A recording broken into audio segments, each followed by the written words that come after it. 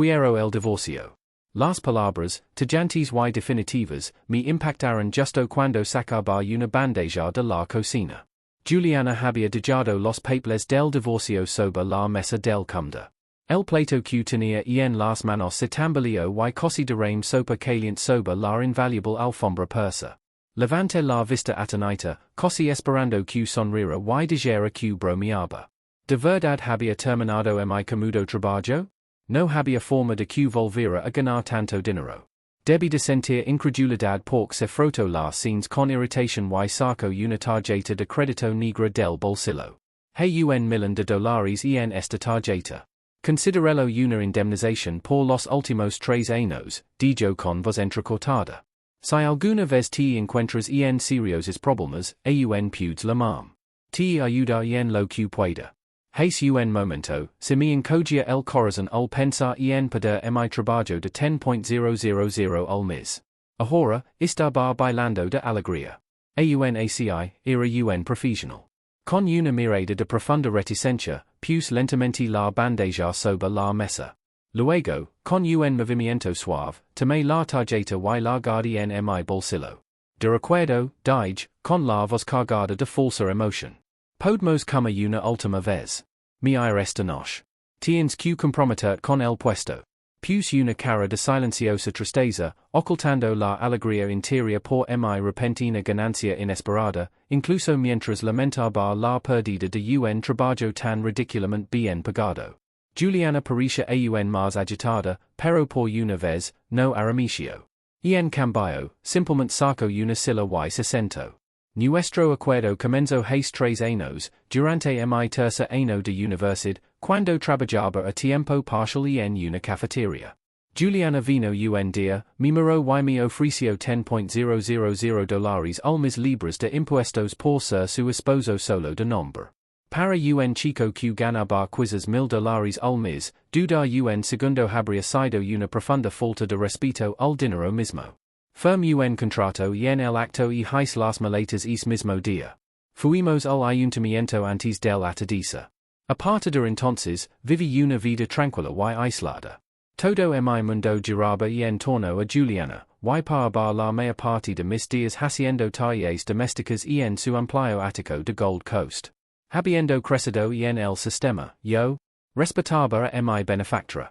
Desde el primer día, leave una pequeña libreta donde notaba cada detalle de su vida. Sus hábitos, sus preferencias, sus detenentes. Su temperamento era desafiante. En un mal día, se enfurecia, tirando cosas por todas partes hasta que el apartamento parecía haber sido azotado por un tornado. Yo simplemente esperaba, en silencio y con paciencia, y luego lo limpiaba todo. Después, le lavaba una taza de té relajante hecho a medida. Aprendí todo, que le gustaba desayunar, un batido verde muy específico y que hora lo necesitaba, la ropa exacta que necesitaría para el trabajo, para las fiestas, para las reuniones de la junta. Me coordinaba con su asistente ejecutiva, quien me enviaba su horario diario para que pudiera tener todo preparado con antelación. Documentos, informes, incluso su bolígrafo preferido, su cumpleaños, cada día festivo, cada aniversario de la fundación de su empresa. Siempre tenía listo un regalo perfecto y considerado. Me volví tan indispensable que no pudo encontrar nada de que quejarse. Al principio, se mostró cautelosa. Me impuso una serie de reglas estrictas. No entres en mi dormitorio. No toques la computadora de mi estudio. No te metas en mi vida privada. No te metas en mis asuntos personales. ¿Bromeaba? Con una gallina de los huevos de oro tan valiosa, ¿por qué iba a arriesgar mi trabajo? No toleraría que tuviera novio.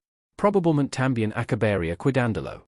Con el tiempo, se dio cuenta de que cumplía las reglas y poco a poco se acostumbró a que la cuidara. De lunes a viernes, me levantaba a las 6 o'clock. Después de prepararme, le preparaba un batido, le preparaba la ropa del día y organizaba cualquier archivo que necesitara para el trabajo. Los fines de semana, si tenía una obligación social que requería un marido como cómplice, la acompañaba. Siempre me aseguraba de estar impecablemente arreglada, vestida impecablemente, nunca dejaba que se avergonzara por mi culpa. 10,000 al mes. Era un salario que ni siquiera podía sonar. Como implida modelo, seguía sus reglas al pie de la letra y la daba lo milla de mi, asegurandome de que mi implida sintiera que su dinero estaba bien agatada.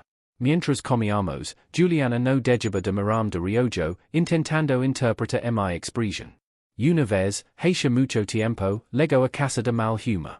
La recibí con una sonrisa y ella me atacó, sermoneándome sobre cómo interpreta el ambiente.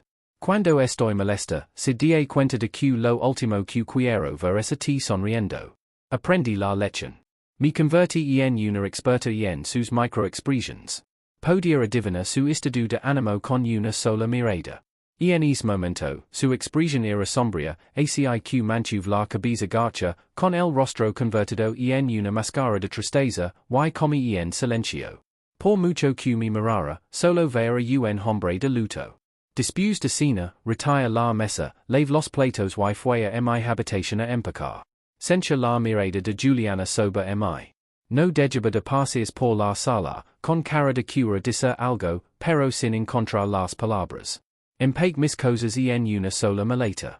Era la misma con la que había legado hace 3 años. Todos los regalos caros. Me las había regalado.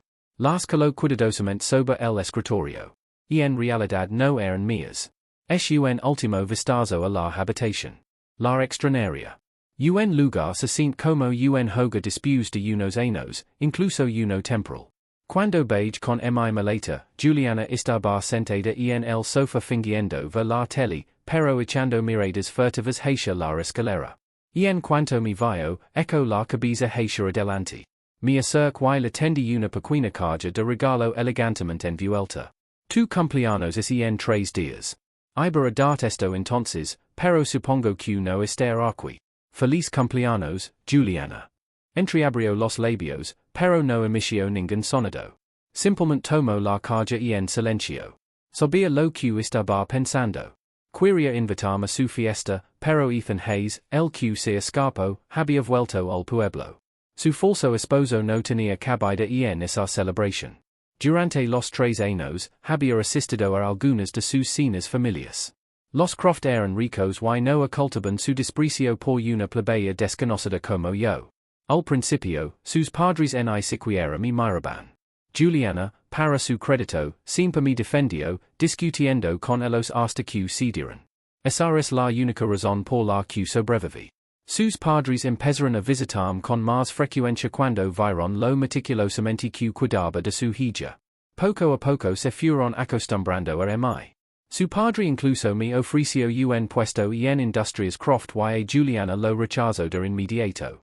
Su madre, al ver lo obediente y atenta que era, empezó, mirándome con algo parecido a la lástima. Fue entonces cuando empezó a comprarme regalos caros. Los dejé todos en la habitación. Eran regalos para su yerno, y no era yo. De ahora en adelante, empezó Juliana por fin, con voz vacilante mientras dejaba la caja de regalo a un lado. Se quedó colada, incapaz de terminar. De ahora en adelante, somos desconocidos. Termin por ella, recurriendo a mi lógica habitual de anticiparme a sus necesidades. No se preocupe, Sra. Croft. Nunca dia una palabra sobre nuestro acuerdo. Tengo tanta integridad profesional. Parisha enfadada. Por primera vez, no estaba seguro de que estaba pensando. Para demostrar mi compromiso, sac mi teléfono justo delante de ella. Por todo nuestro historial de chat, luego abri su información de contacto, con el pulgar sobre el botón de borra. Justo cuando estaba a punto de pulsarlo, se abalanzó sobre mi y me arrebató el teléfono de la mano. Cuando vio que había borrado nuestros mensajes, sus hermosos ojos brillaron de furia. Una lucidez la golpeó. Yo. Claro, estaba enfadada porque no mostraba ningún arrepentimiento en mi apego.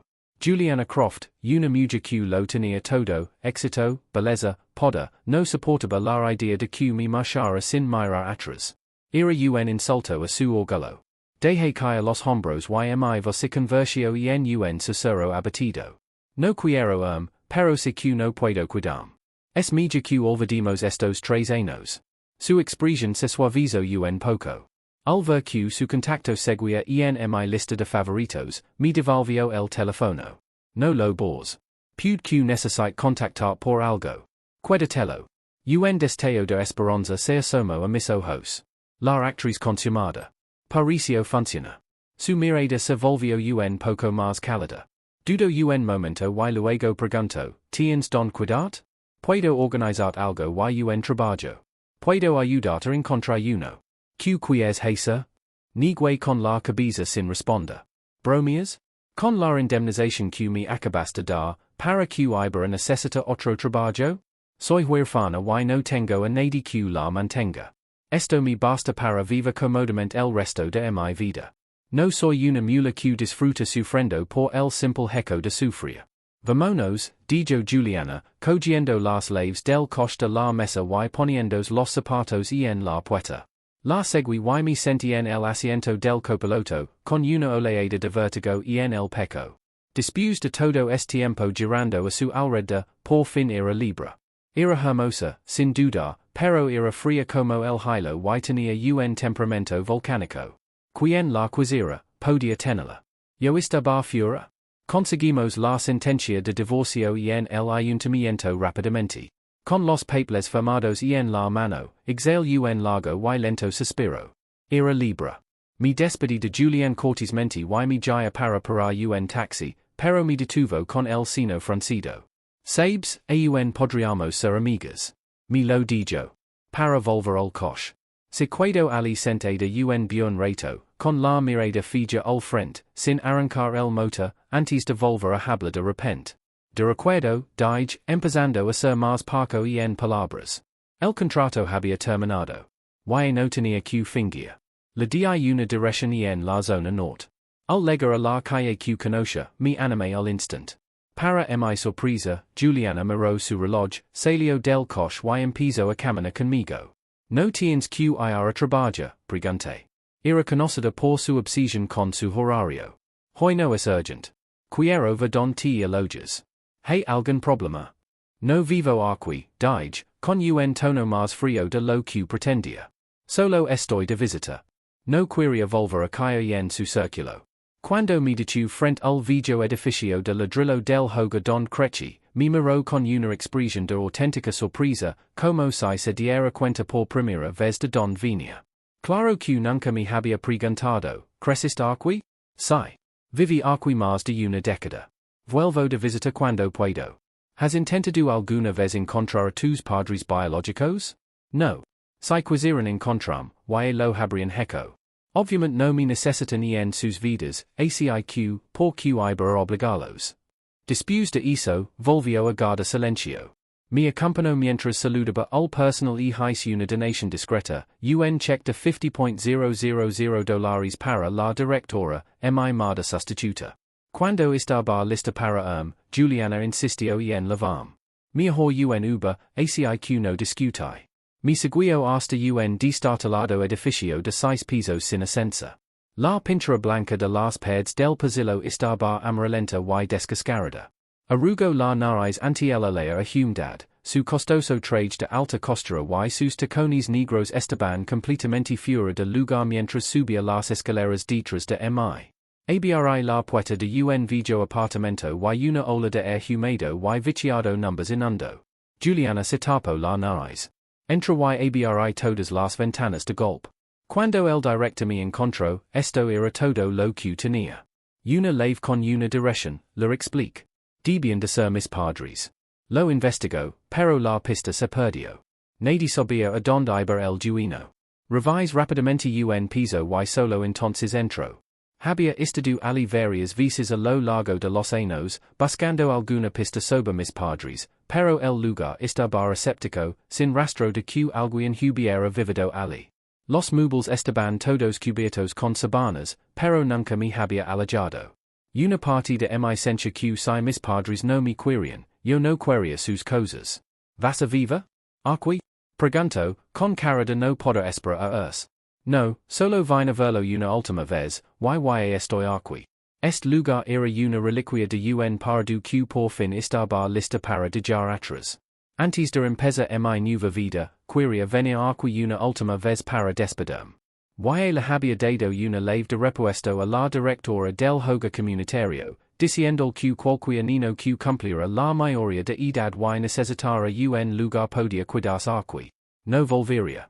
Tomé una foto rápida con mi teléfono para la posteridad, luego cerré las ventanas y eslave. Abajo, Juliana volvió a mirar su reloj. Y don vas en realidad. Busqué un hotel para unas noches, dije rápidamente, al ver su impaciencia. Deberías ir a tu oficina. Mis cosas pueden esperar. Dudo un momento y luego niego con la cabeza, insistiendo en cuidarse conmigo. Me desconcerto. Mi ecos y ahora no me dejas en paz. Terminamos en una oficina de ventas de un nuevo desarrollo de condominios en un barrio modesto. Revise los precios y los planos y inmediatamente di la entrada para un pequeño apartamento de dos habitaciones. Era uno de esos lugares completamente amueblados y listos para entrar a viva. Costó $250,000. Juliana lo pagó, aunque claramente pensaba que el lugar estaba por debajo de ella. Sacó su tarjeta y la pasó sin decir palabra cuando insistí. Quedate aquí por ahora, dijo, sin detenerse. Si no te gusta, llamam. Y con eso, se fue antes de que pudiera siquiera protestar. Su oficina estaba a kilómetros de distancia. Si se retrasaba más, perdería toda su jornada laboral. Me registré en un hotel, pasé 2 días limpiando y organizando el nuevo apartamento y me mudé al tercer día. Esa noche, me preparé un festín y, por capricho, abrí una botella de vino tinto. No tenía amigos en la ciudad. La mayoría de los chicos con los que crecí en el hogar se habían ido de Chicago hacia años. Nunca teníamos celulares en ese entonces. ACIQ, una vez que salimos, perdimos el contacto. Después de 9 años, probablemente se habían olvidado por completo de este lugar. Solo que aun ACI volví a tener por fin un hogar, dije, brindando por la habitación vacía. Y una nueva vida que comenzaba mañana, un barco sin ancla que por fin había encontrado un pequeño puerto. Sentí una profunda satisfacción. Terminé toda la botella y, sintiéndome agradablemente borracho, me desplomé en una cama sin siquiera limpiar la mesa. En mitad de la noche, la pantalla de mi teléfono se iluminó repetidamente, pero con el teléfono en modo de suspensión, era completamente silencioso. Durante 3 años, mi timbre siempre estuvo sonando fuerte y vibrando porque Juliana podía llamar a cualquier hora. Para que me contestaran. Estaba disponible las 24 horas, pero ahora no tenía que responder a nadie. Me desperté después de las 9 de la mañana siguiente sintiéndome increíble después de un sueño profundo. Me estalla, me levanté y no fui hasta que volví a la habitación que 6 las decenas de llamadas perdidas en mi teléfono. Todas eran de Juliana, preguntándome que podía ser tan urgente. La lame de vuelta. ¿Qué hiciste anoche? Su voz estaba tenida de irritación. Tomé un poco de vino. Me acosté temprano. Respondí con la verdad. Hubo un largo silencio de su lado, como si no se lo hubiera esperado. Oh, dijo finalmente, con la voz más suave. No es nada. Solo llamaba para ver cómo estabas. La línea se cortó. Me quedé mirando mi teléfono completamente desconcertado. ¿Qué era eso? Llamarme en mitad de la noche solo para saber cómo estabas. Numbers habíamos visto hace menos de 3 días. ¿Y no fue anoche su fiesta de cumpleaños? La noche en que regresó su gran amor perdido. Vi a llamarlo. Negando con la cabeza, me olvidé de pensar en ello. Y no era mi problema. Después de unos días sin hacer nada, me aburrí. Tomé un Uber para ir a un concesionario, compré un modesto sedán de $10,000 para moverme y comencé a buscar un local comercial para alquilar. Necesitaba algo que hacer. No estaba hecho para la jubilación y, sin duda, no iba a volver a trabajar para nadie. Tendría que abrir mi propio negocio. Después de una mañana de búsqueda infructuosa, llamé una agent inmobiliaria comercial. Una mujer me contactó casi de inmediato, diciéndome que un local comercial acababa de estar disponible para subarrendar en la zona norte. El precio era justo. ¿Estaba interesado? Sí. Conduje directo a la dirección que me dio. Al bajar del auto, sixa una joven alegre y brillante que me saludaba. Su rostro me era tan familiar que me detuve en seco. Chloe, pregunté, vacilante. Leo. Los ojos de la chica. se abrió de par y en par, sorprendida, y luego una enorme sonrisa se dibujó en su rostro al reconocerme. Leo Carter, ¿de verdad es tú? Era 2 años menos y crecemos en la misma residencia. Record habil trado un regalo la primera vez que volví a visitarla después de la segunda vez, y no estaba. El director me dijo que y no tenía edad y que se había ido a buscar trabajo. Nunca tuvimos forma de contactarnos. Asiq hizo fu todo. Nunca pensé que la volvería a ver. Es tu de verdad. Chloe corrió hacia mi. Su energía era tan contagiosa como la recordaba. Me agarró de la mano, mirandome de arriba abajo. Guau, te ves genial, tienes coche y tienes una tienda. Has triunfado. Mi rey y nigue con la cabeza, intentando encontrar algo que hacer. ¿Cómo has estado? Su sonrisa se desvaneció por una fracción de segundo antes de volver a iluminarse. Con toda mi práctica interpretando a la gente, sabía que la vida no había sido fácil para ella, pero no le di a entender que me había dado cuenta. Terminamos en una cafetería. Y hablamos durante horas. Tras dejar la residencia, trabajo en varios empleos sin futuro en comercios y servicios. Sin título universitario, sus opciones eran limitadas. Vivía al día, por lo que le daba vergüenza volver a la residencia de visita. También había lidiado con jefes deshonestos, y con su carácter fogoso, solía renuncia al instant. Lavaba años cambiando de trabajo. Trabajo inmobiliario solo lavaba 2 meses. Bueno, dije, al ver la tristeza en sus ojos. ¿Te gustaría venir a trabajar conmigo? Te nombré gerente. Bromeaba más que nada, intentando animarla. De todos modos, no planeaba sacar una gran ganancia de la tienda. ¿Crees que podría? Preguntó Atenita. En su mundo, un gerente era algo muy importante. Por supuesto, pero aún no he decidido que venda. ¿Alguna idea? Se puso seria analizando la demografía del barrio, el tráfico peatonal y la competencia. Su conclusión, si las ganancias no eran el objetivo principal, una floristería era la apuesta más segura para la zona. No tuve objeciones. Chloe me enseñó el local y luego me dijo que tenía que volver a su oficina para dame de barja. Tardaría aproximadamente una semana. Como me había conseguido como cliente, recibiría una comisión mayor mes. Le dije que se tomara su tiempo. Esa noche, me llamó emocionadísima, diciendo que deberíamos empezar a planificar la tienda de inmediato. Acababa de cenar, pero al la alegría en su voz, no pude negarme. A las 8 p.m., la recogí y fuimos a ver los mercados maristas.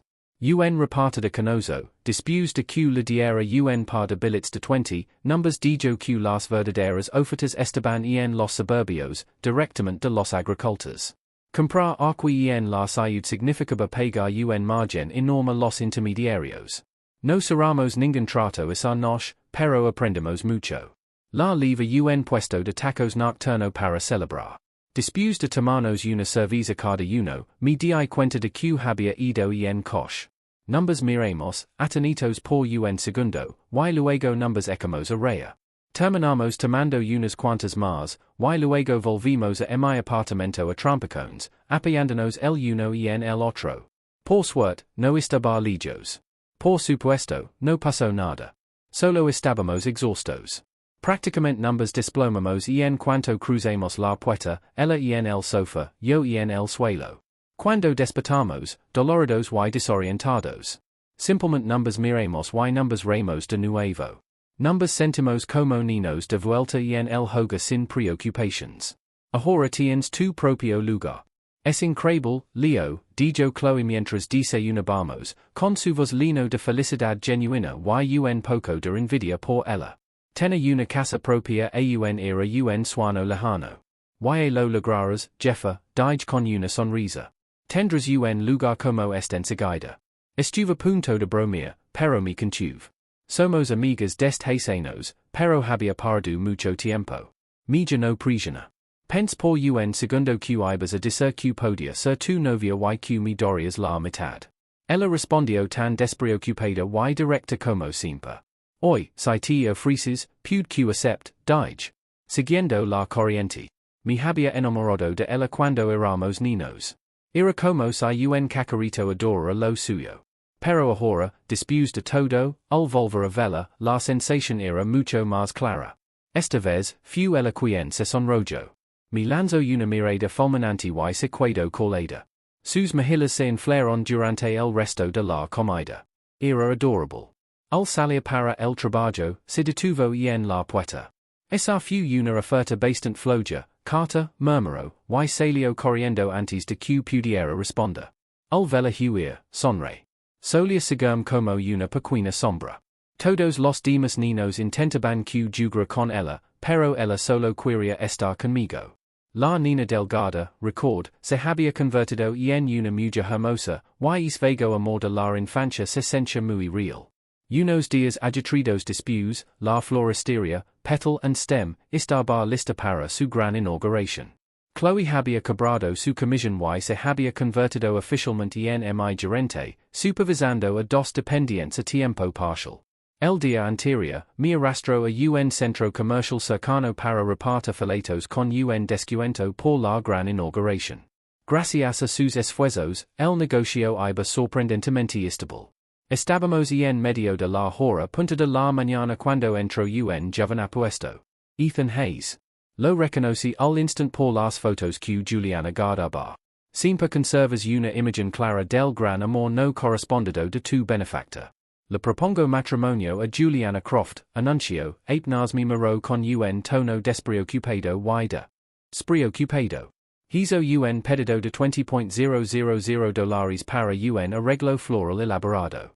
Necesito que las flores sean perfectas y quiero que escribas a mano los mensajes en las tarjetas.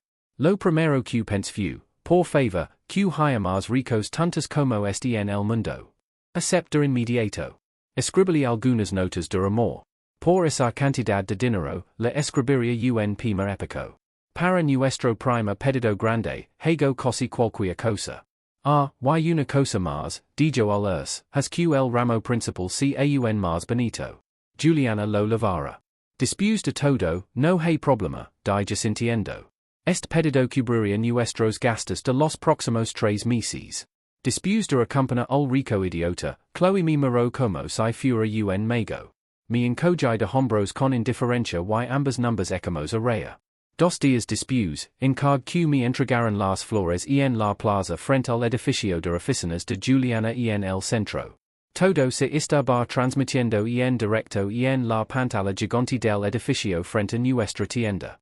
Chloe y yo estábamos sentadas en la acera comiendo pipas de girasol y viendo el espectáculo. Ethan, el gran idiota, ni siquiera leía las tarjetas que había escrito con tanto cuidado. Incluso les pedí a Chloe y a los dependientes que practicaran mi caligrafía. Que desperdicio. Juliana se quedó en medio de la plaza con cara de desconcierto. No dijo que sí, pero tampoco que no. Tampoco. No fu hasta que Ethan lo entregó el enorme ramo que se dio cuenta de la tarjeta. En ella, con mi inconfundible letra, había un mensaje deseándole a Ethan Hayes mucha suerte en su búsqueda de la señorita Juliana Croft, Leo Carter. Su rostro cambió al instant. Le devolvió el ramo a un Ethan atenito. En una pantalla gigante. La vimos saca su teléfono. Un segundo después, el mío empezó a sonar. ¿Qué significa esto? Preguntó, con la voz temblorosa de rabia. Hice una pausa, fingiendo confusión. Señora Croft, solo soy una humilde florista. Un cliente me pide algo. Tengo que cumplirlo, ¿no? ¿Cuál era su problema? El amor de su vida regresa y mi propone matrimonio, y mi lama. Simplemente diq si y adelante. Tú abas una floristeria. Su tono se suavizó cuando lo confirm. Hizo algunas preguntas más alazó y colgó. En la pantalla, Juliana giró sobre sus talons y se alejó, dejando a Ethan solo en un mar de rosas rechazadas. Guau, que vida tan rica, suspiró Chloe con dramatismo. Todo es dinero y esfuerzo, y simplemente se fu. Si alguien hiciera eso por me casaría con él en el acto y le daría 3 hijos como agradecimiento. ¿Es un agradecimiento o una maldición? Pregunté con seriedad. 3 hijos. Eso no es una recompensa. Es venganza. Eso no es el punto. El punto es el esfuerzo, replicó, dándome un puñetazo juguetón en el hombro. Bueno, mi hermosa Chloe, dije con suavidad, sacando una rosa azul de un tubo cercano. ¿Me harías el honor de ser mi novia? Me miró fijamente, con las mejillas sonrojadas, luego me piso fuerte y corrió de vuelta a la tienda.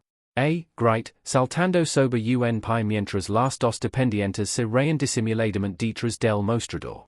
Se estaban acostumbrando a nuestras bromas. Un poco más tarde, pedí el almuerzo en la cafetería de al lado. Estábamos comiendo en la parte de atrás cuando se detuvo un coche. Un zapato de taken exquisito piso la acera, seguido del resto de Juliana. ¿Qué haces aquí? Pregunté, genuinamente sorprendida. Chloe y los dependientes me miraron fijamente, reconociendo a la mujer del Jumbotron. Últimamente no he tenido apetito, dijo Juliana, yendo de Chloe a mi con la mirada, con un destello de disgusto en la mirada. Dijo que había una caja de regalo en el mostrador. No me dijiste que ibas a abrir una tienda, aci que vine a traer un regalo de inauguración y a pedert que cocinaras para mi. Sabía que esta pequeña tienda no la interesaba. Echaba de menos mi comida.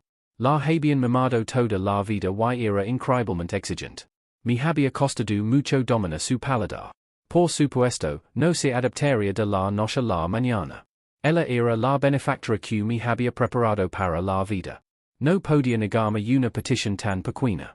Le dije que esperara un poco. I contigo. Chloe intervino de repente cuando estaba a punto de con Juliana. Es la primera vez que tienes un invitado. Tienes que ser un buen anfitrión. No serves para nada solo. Necesitas mi ayuda. Me ya sorprendido. Estaba ali de pie, sosteniendo la rosa azul que le había dado. Acepto, dijo, mirándome directamente a los ojos. Era un mensaje que solo nosotros entendíamos y lo dijo alto y claro. Su mirada se fijó con cansancio en Juliana.